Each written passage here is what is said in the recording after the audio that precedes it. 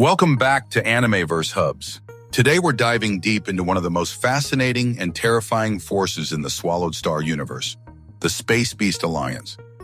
While most civilizations build their strength through technology, cultivation techniques, and vast populations, the Space Beast Alliance represents something entirely different.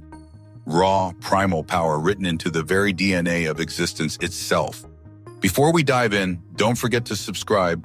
Now let me set the stage. We're talking about a power structure so fundamentally alien to conventional thinking that it challenges everything we understand about strength and civilization. This isn't just another faction.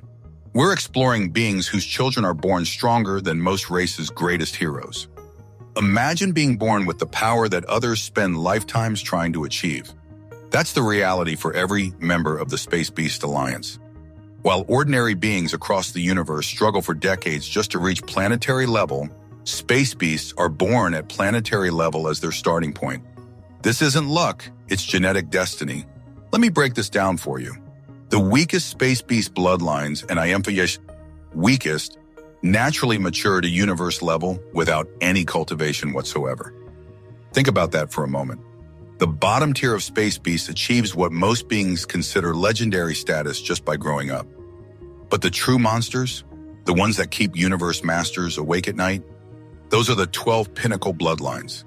These beings are genetically destined for world master level bashalingo through nothing but biological growth. While a human genius might spend 10,000 years desperately trying to break through cultivation bottlenecks, a juvenile space beast from a Pinnacle bloodline casually grows into world master status just by existing. This creates a terrifying reality. While other races must nurture their geniuses with resources, training, and protection, space beasts achieve greatness simply by maturing. Their bodies span thousands of meters at adolescence, and their mere presence can topple planetary civilizations. They don't have cultivation bottlenecks. They have growth phases. At the apex of space beast power stand the 12 Pinnacle bloodlines. Creatures so powerful they seem to embody universal laws themselves. Let me walk you through the most devastating examples. The Golden Horned Beast stands as perhaps the most famous among them, blessing Luo Feng with 3 incredible abilities. First, the power to create multiple clones. Death becomes meaningless when you have backup bodies. Second, instantaneous strength multiplication. Imagine fighting an opponent who suddenly becomes 3 times stronger mid-combat. Third, and most terrifyingly, the ability to devour any metal or alloy to fuel its evolution. Every spaceship hull, every refined treasure becomes potential food for unlimited growth. The Flame Star Beast takes a different approach to cosmic dominance. Born within the heart of burning stars, yes, they literally gestate inside nuclear furnaces. These creatures possess the incredible ability to devour entire stellar bodies. While their evolution method may be slower than metal consumption, their extraordinarily long lifespans give them cosmic ages to achieve unimaginable power. The Chuhi Beast represents the absolute pinnacle, recognized as the most powerful space beast bloodline. So dominant are they that they maintain 3 universe masters within their ranks simultaneously, a feat most superpowers consider impossible. The destroyer Behemoth embodies chaos itself, wielding lightning that shatters fundamental structures and the terrifying ability to pause time around enemies. It doesn't just fight, it controls the rhythm of battle itself. The Glacier Behemoth masters perfect mimicry, able to imitate not just appearance, but complete aura signatures of any being.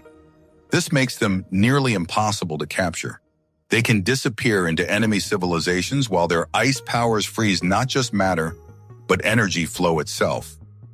Each bloodline doesn't just possess raw strength. They command abilities that touch upon fundamental forces of reality, making them living embodiments of universal laws. Here's where the Space Beast Alliance does something that seems absolutely insane to every other superpower. Space beasts below immortal level receive no protection from the Alliance. While civilizations like the human race invest massive resources protecting their young talents, the Alliance follows what appears to be complete abandonment. Young space beasts often find themselves enslaved, hunted, or captured by various civilizations. Many perish before reaching maturity. But here's the genius behind this harsh system. Space beasts are incredibly rare and scattered across the vast universe. A realm master space beast might wander millions of years without encountering another of its kind. Protecting every youngling would be logistically impossible. More importantly, this creates the ultimate survival filter.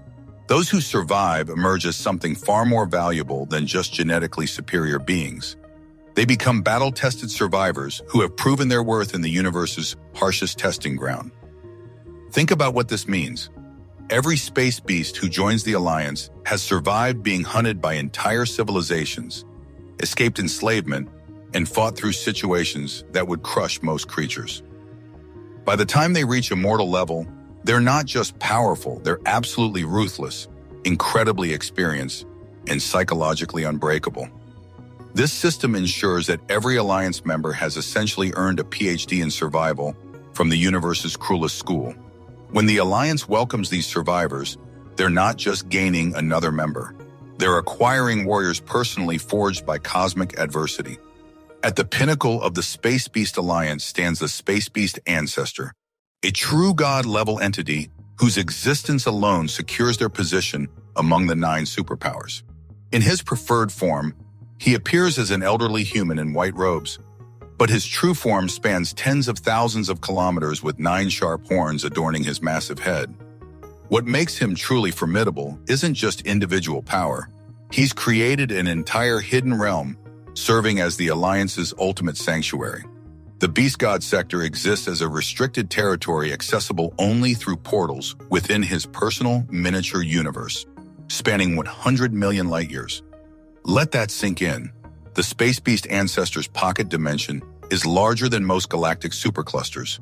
Within this vast realm, the Alliance operates in complete secrecy, making them incredibly unpredictable in cosmic politics.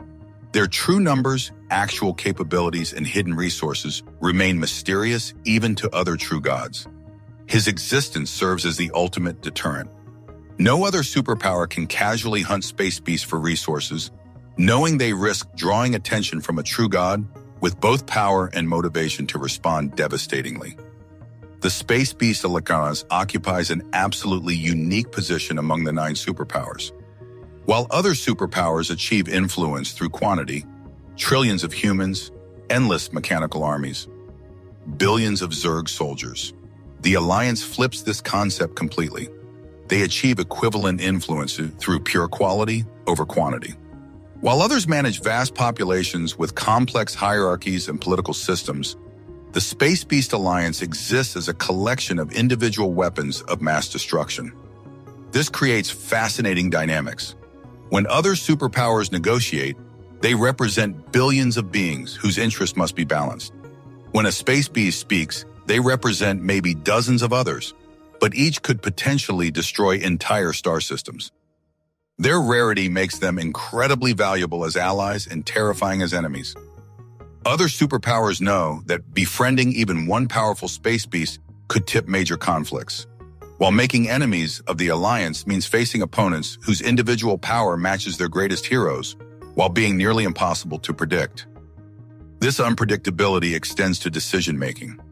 Unlike democratic systems or hierarchical commands, the Alliance operates like a confederation of apex predators, making decisions based on personal power and primal instincts rather than political calculations. You can't bribe beings who don't need resources, threaten creatures more powerful than armies, or predict responses from fundamentally different decision-making processes. The Space Beast Alliance represents something profound in the Swallowed Star universe. Proof that raw natural supremacy can match or exceed the greatest achievements of civilization and cultivation. They are evolution's answer to technology, Bloodlines' response to technique, and nature's challenge to artifice. Every space beast carries within their genes the potential to become a cosmic force. Every survivor who reaches the Alliance has proven themselves worthy of wielding planet-reshaping power. Every member exists as a reminder that in this vast universe, strength comes in many forms, but few are as pure and terrifying as that which is born supreme. When beings like Luo Feng encounter the Alliance, they discover a force operating on entirely different principles from conventional civilizations. There are no complex hierarchies or political maneuvering, just pure power respecting greater power, with the Space Beast Ancestor, Ursius' ultimate authority. In the grand cosmic game, the Space Beast Alliance stands as nature's trump card. Being so fundamentally superior, they can look every superpower in the eye as equals. They are few, but each one represents power that entire civilizations struggle to match. They lack traditional organization, but their existence alone reshapes cosmic balance. The Alliance proves that sometimes the most effective approach to universal challenges is simply to be born perfect and then survive everything that tries to prove otherwise. In a universe of complex technologies and sophisticated cultivation methods, they remind us that raw, primal supremacy remains one of the most terrifying forces imaginable. They are the living embodiment of what happens when the universe decides to create perfect predators, and they are absolutely, utterly untamed. What's your take on the Space Beast Alliance's survival philosophy?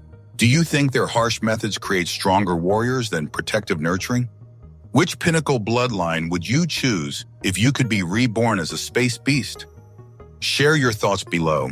I love hearing your perspectives on these cosmic powerhouses. If this deep dive blew your mind, smash that like button, subscribe for more Swallowed Star content, and hit the notification bell so you never miss our cosmic explorations. Until next time, keep exploring the infinite universe.